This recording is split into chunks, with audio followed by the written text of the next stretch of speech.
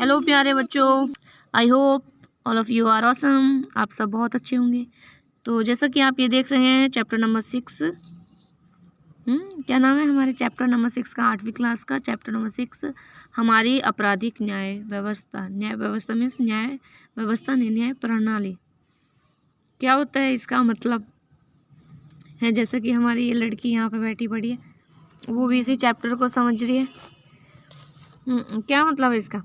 आपराधिक न्याय व्यवस्था देखो, इसका मतलब सिंपल सा ये होता है कि भाई, देखो इसका सिंपल सा मतलब ये होता है कि भाई जैसे वो होती है ना, संविधान है हमारा, संविधान में किस तरीके की व्यवस्था करी गई है कि अपराध, अगर कोई भी घटना, कोई भी अपराध होता है तो किस तरीके से उसका निपटारा करा जाएगा या किस तरीके से उसका फैसला करा जाएगा, वो है ना, वो किस तरीके की व्यवस्था है, किस तरीके से किसी को न्याय प्राप्त होता है, वो हम इस चैप्टर में देखेंगे कि भाई अगर किसी ने कुछ गुनाह करा है तो वो अपराधी है या नहीं, उसका फैसला कौन करेगा, और फैसला अगर वो अपराधी है तो उसको क्या सज़ा दी जाएगी, कैसे सज़ा दी जाएंगी, क्या फैसला होगा, वो सब इसी में आता है। ठीक है, तो यहाँ पे ये थोड़ा सा ज़्यादा जो दे रखा है, इसमें ज़्यादा कुछ है नहीं। यहाँ पे वही दे रखा है कि अगर किसी को गिरफ्तार करा जाता है तो फिर उसका फैसला, वही जो अभी अभी मैंने बोला ना कि कौन उसका फैसला करेगा कि कोई भी गिरफ्तार करा हुआ जो व्यक्ति है वो दोषी है या नहीं है, और क्या सारी की सारी जो चीज़ें हैं वो पुलिस ही देखती है। जैसे कोई घटना होती है तो किसको,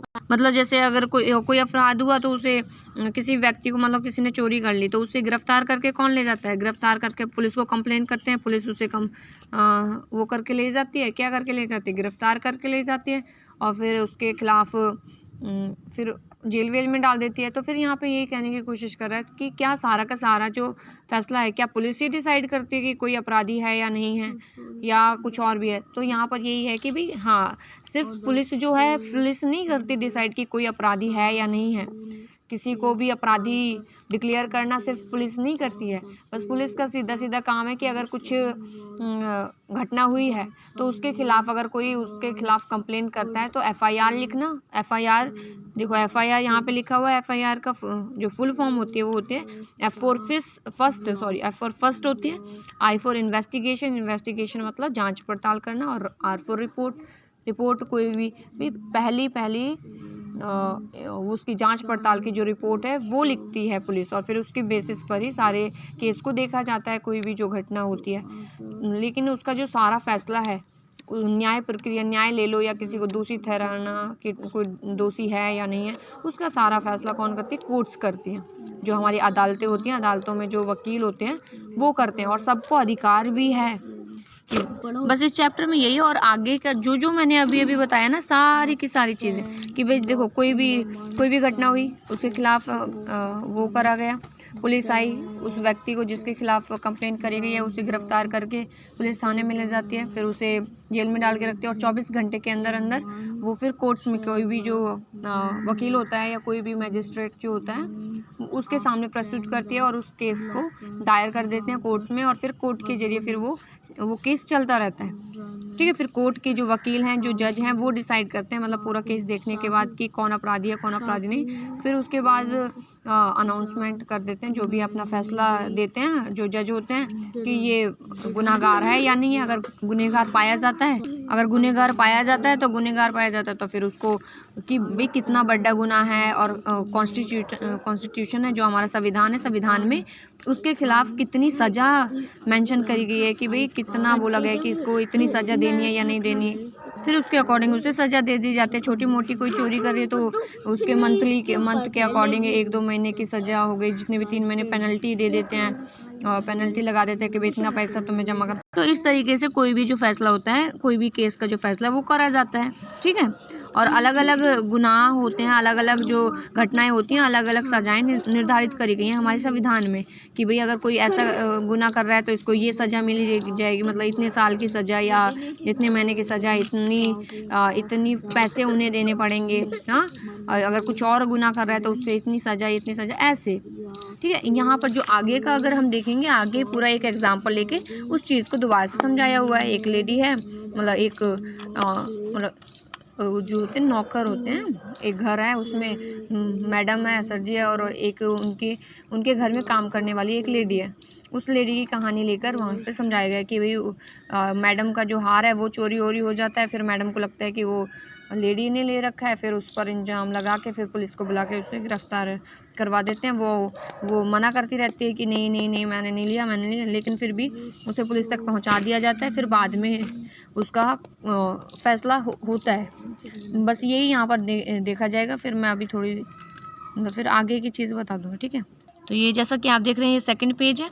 तो इसमें ये बताया गया है कि भाई जो ये है ये जो लेडी है जिसको गिरफ्तार करा, जो काम करती है, उसका नाम शांति है, उसे गिरफ्तार कर लिया सिर्फ शक के आधार पर, क्योंकि मैडम है, जो मैडम को शक है कि उसका जो हार खोया है वो शांति ने ले लिया है। बस शांति पर गलत मतलब गलत क्या, अभी तो उसका फैसला नहीं हुआ ना कि गलत कौन बोल रहा है, या शांति गलत है या वो मैडम गलत है। तो उसे गिरफ्तार करके जेल में डाल देते हैं। फिर वो जेल में ही रहती है, बस 1 महीने तक अपने वो जेल में ही रहती है। फिर जेल में फिर अदालत की तरफ से क्या उसे वो कर दिया जाता है, क्या जमानत होती है ना, जमानत के भी पैसे देकर जमा करवा के कुछ फिर उसे रिहा करवा लेना, ताकि भाई केस अपना चलता रहेगा लेकिन जेल में नहीं रहोगे, जेल के अंदर नहीं रहोगे। वो होता है जमानत। तो जमानत उसे मिल जाती है, किसको, शांति को, कि भाई तुम निकाल सकते हो, लेकिन 2000 रुपये जमा करवाने के बाद तुम उसे निकाल सकते हो। तो उसके लिए कोई तैयार ही नहीं होता, क्योंकि पैसे कौन जमा करवाए, क्योंकि वो गरीब ही होती है। उसका भाई, ये जैसा कि इसका भाई भी होता है, तो फिर भाई भी आकर पुलिस से बात करता है उसे छुड़वाने की, लेकिन फिर वो नहीं हो पाती क्योंकि पैसे वैसे की वो दिक्कत ही रहती है। ये भी कहीं ना कहीं कई बार इसे गिरफ्तार भी करा है पुलिस ने, तो इस तरीके से उसे नहीं छोड़ते।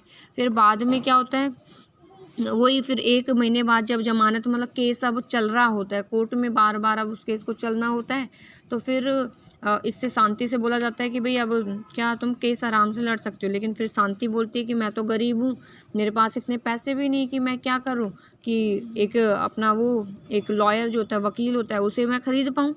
हाँ, अब एक लॉयर हायर कर पाऊँ, वकील अपने केस को लड़ने के लिए वो कर पाऊँ। तो फिर वो किसको बताती है ये सारी बात बताती है उसको, मजिस्ट्रेट को। मजिस्ट्रेट कौन होता है, जो अदालतें होती है ना, अदालत का जो मुख्य जज होता है, जो जज को बोलते हैं मजिस्ट्रेट भी बोलते हैं, ठीक है।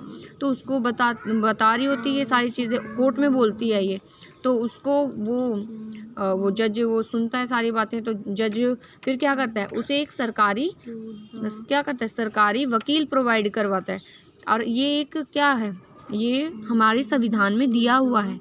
संविधान में ये चीज़ की व्यवस्था करी हुई है कि भाई कोई गरीब है, क्योंकि मतलब कोई घटना हुई, किसी अमीर ने कुछ गलत करा, उसे गिरफ्तार कर लिया, वो तो कोई भी बड़ा हाई फाई वकील हायर करके अपना केस सॉल्व करवा लेगा, है ना, लड़ लेगा अपना केस और झट से। चाहे और कोई वैसा वकील हुआ वो तो निकाल देगा उसे, है ना, केस जीत जाएगा।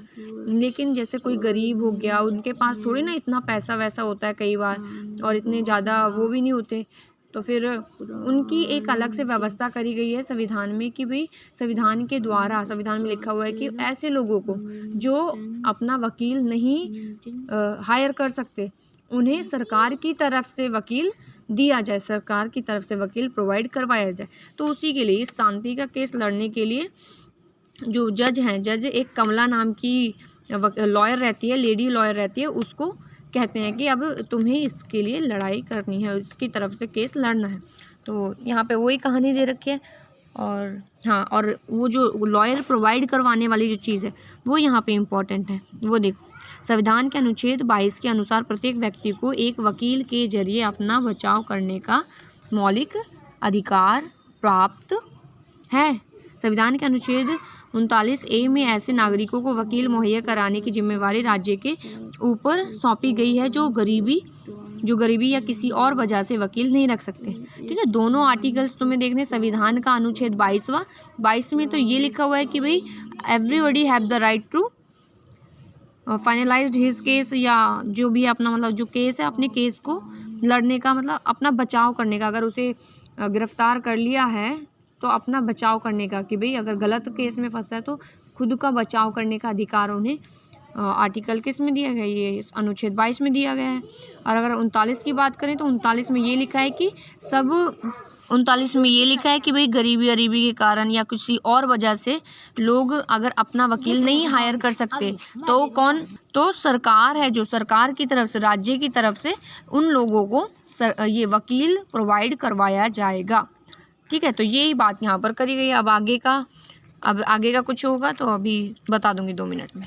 इस तरीके से यहाँ पे ये पूरा केस क्या हो जाता है, पूरा केस समाप्त हो जाता है। देखो क्या केस में क्या हुआ, वही शांति को गिरफ्तार कर लिया, फिर मुकदमा चला, फिर कमला नाम की जो लेडी थी उनको लॉयर बनाकर, लॉयर के रूप में मतलब उसका शांति का लॉयर डिक्लेयर करा गया। फिर उस कमला जी जो थी लॉयर थी, उन्होंने पूरा केस लड़ा और फिर लास्ट में क्या कंक्लूजन निकला, लास्ट में क्या निष्कर्ष पर पहुंचे कि ठीक है, बाद में क्या पता चलता है कि भाई जो पुलिस होती है, पुलिस के द्वारा कुछ लोगों के ऐसे ग्रुप को, कुछ लड़कों के ऐसे ग्रुप को गिरफ्तार किया होता है जो हमेशा से उस गली में, जहाँ पे ये लेडी की कहानी यहाँ से स्टार्ट होती है, उस गली में चोरियाँ वोरियाँ करते रहते हैं।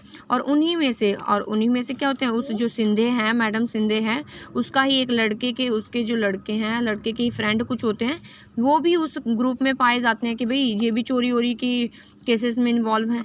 फिर उनसे जब मतलब पुलिस जो भी सामान उन लोगों से बरामद करती है, मतलब उन लोगों से मिलता है, चोरी करने वाले लोगों से, चोरी करने वाले जो बच्चे हैं या जो ग्रुप है, उस ग्रुप से जो सामान मिलता है, उस सामान को फिर दिखाया जाता है कि भाई आप लोग का सामान है, आप आकर देख सकते हैं। तो उसमें जो ये सिंधे हैं, मैडम सिंधे है, वो मैडम सिंधे को भी बुलाया जाता है कि वो मैडम सिंधे भी फिर उनमें जाकर अपने सामान को देखती है। तो वहाँ पर उसे उसका हार भी दिख जाता है।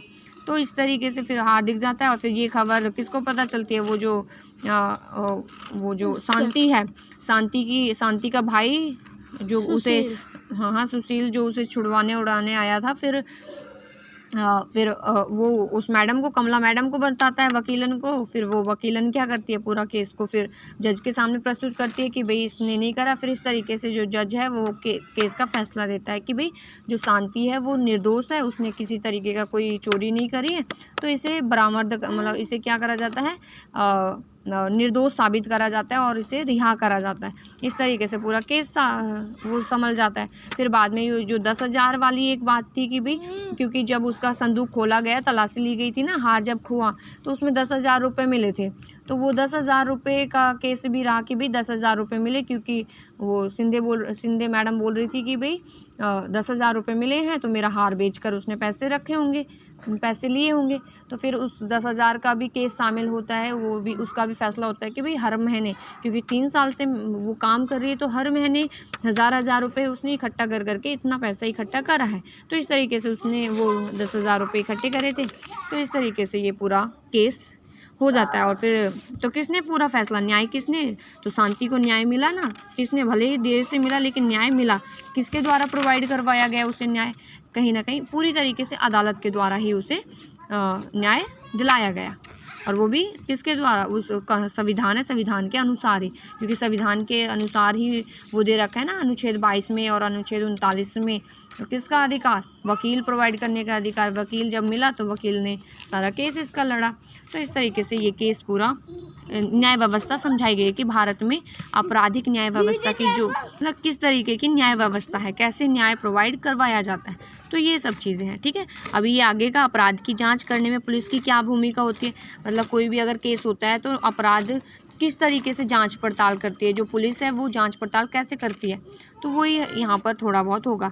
मतलब जैसे कैसे करती है कि भाई कोई केस हुआ तो पुलिस को इन्फॉर्म करा जाता है, पुलिस आती है, कोई FIR लिखवाता है तो उसी टाइम पर FIR लिखती है, और जो FIR लिखवाता है उसके सिग्नेचर लेती है। फिर उस FIR के अकॉर्डिंग जो भी गुनाहगार है उसको, अगर वो नहीं मिल रहा है एट द प्लेस नहीं है, जहाँ पर एट द स्पॉट नहीं है, तो फिर क्या, उसे सर्च करा जाता है। ये हेडिंग आपको थोड़ा समझ में आया? तो मतलब पुलिस को जैसा, मतलब सभी के जैसे कुछ नियम कानून एक, तो वही है बेटा, सारे चैप्टरों में सिर्फ वही चीज़ चल रही है। देखो जो स्टार्टिंग में मैंने समझाया ना, सिर्फ पूरे चैप्टर में कहीं ना कहीं वही चीज़ चलेगी और सारी चीज़ रिलेटेड होंगी। बस आपको एग्जांपल देकर समझाने की कोशिश करी होगी, बस बात वही होगी, ठीक है। तो जैसा कि आप यहाँ पर भी देख रहे हैं, मतलब जैसे आप अगर कभी फ्यूचर में, कभी आने वाले टाइम अगर पुलिस से कभी टकरार हो तो आपको अपने अधिकार पता होने चाहिए। मतलब अगर पुलिस गिरफ्तार करने आती है तो आपको अधिकार है जानने का कि भाई क्यों गिरफ्तार करा जा रहा है। अगर आप मुझे गिरफ्तार कर रहे हो तो क्यों, रीजंस क्या है, क्या रीजंस है, तो उनका रीज़न बताना होगा कि भाई कारण बताओ क्यों गिरफ्तार करा जा रहा है। और ठीक है, गिरफ्तार कर लिया, कारण पूछ लिए, गिरफ्तार कर लिया, और गिरफ्तार करने के 24 घंटे के अंदर अंदर क्या करना होगा पुलिस वालों को, जज के सामने प्रस्तुत करना होगा, ठीक है। दूसरा चीज़ ये अगर नहीं करते तो फिर आप वहाँ पर भी सवाल उठा सकते हो कि भाई 24 घंटे पूरे हो गए हैं तो पुलिस वहाँ पर जज के सामने क्यों नहीं प्रस्तुत करा जा रहा, क्यों नहीं वो मतलब ज़रूरी नहीं कि वो केस आपके साथ हो, किसी और के साथ भी हो सकता है, तो आप उस टाइम पर अवेयर होंगे इस चीज़ से। ओके, तीसरा पॉइंट क्या कहता है? तीसरा पॉइंट कहता है कि भाई अगर जेल में बंद है तो जेल में बंद हैं जो लोग, उनके साथ पुलिस किसी तरीके का कोई गलत व्यवहार नहीं कर सकती और ना ही मार पिटाई कर सकती, ठीक है। फोर्थ पॉइंट क्या कहता है? फोर्थ पॉइंट करता है कि भाई अगर जेल के अंदर किसी के द्वारा जो पुलिस के द्वारा मतलब कोई व्यक्ति है जो अपराधी जिसे कहा जा रहा है और उसका बयान आता है कि हाँ भाई जो अपराध मेरे पर लगाया जा रहा है वो उस अपराध मैंने ही करा है, ठीक है, वो अपराध क्या है मैंने ही करा। अगर इस तरीके का कोई बयान वो अपराधी देता है, वो भी कहाँ पे? पुलिस स्टेशन में, तो उस बयान को क्या करा जाएगा? उस बयान को कोर्ट के सामने उस व्यक्ति के खिलाफ सबूत बनाकर नहीं प्रस्तुत करा जा सकता, क्योंकि ये भी हो सकता है ना जेल में पुलिस के द्वारा मार पिटाई करके भी तो किसी व्यक्ति से अपना कबूल करवाया जा सकता है ना कि भाई गुनाह उसने करा है, तो उसको सबूत के रूप में प्रस्तुत नहीं कर सकते। और लास्ट पॉइंट क्या कहता है? लास्ट पॉइंट और बहुत इंपॉर्टेंट पॉइंट कि 15 साल से नीचे के बच्चे हो गए या औरतें हो गई, मतलब नॉर्मली कोई केस है उसकी पूछताछ करनी है पुलिस को किसी से, तो ठीक है, फिर वो 15 साल से नीचे के बच्चे हो गए या औरतें हो गई, उनको पूछताछ के लिए, बस किसी सिंपल सा केस है उसकी पूछताछ के लिए उन्हें पुलिस थाने में नहीं बुलाया जा सकता, पुलिस खुद जाएगी उनके घर। अगर पुलिस को पूछताछ करनी किसी तरीके की बच्चे से पुलिस पूछताछ वाली जो चीज़ें हैं वो होती नहीं, बस ऐसी नॉर्मली अगर बातचीत करती है पुलिस तो या औरतों से पूछताछ करती है तो पुलिस को खुद वहाँ पर जाना पड़ेगा उनके पास को, उन्हें बुलाकर नहीं उन्हें परेशान कर सकती, ठीक है। इस तरीके के ये अधिकार दिए हुए हैं और वही बस ये सब चीज़ें हैं इस चैप्टर में। अभी इतना ही, अब बाकी का जो आगे का होगा, आगे ज़्यादा कुछ है नहीं, 1-2 पॉइंट्स हैं और वो भी मैं अगर उनको देखेंगे। और यहाँ पे देखो, यहाँ पे FIR के बारे में बताया हुआ है।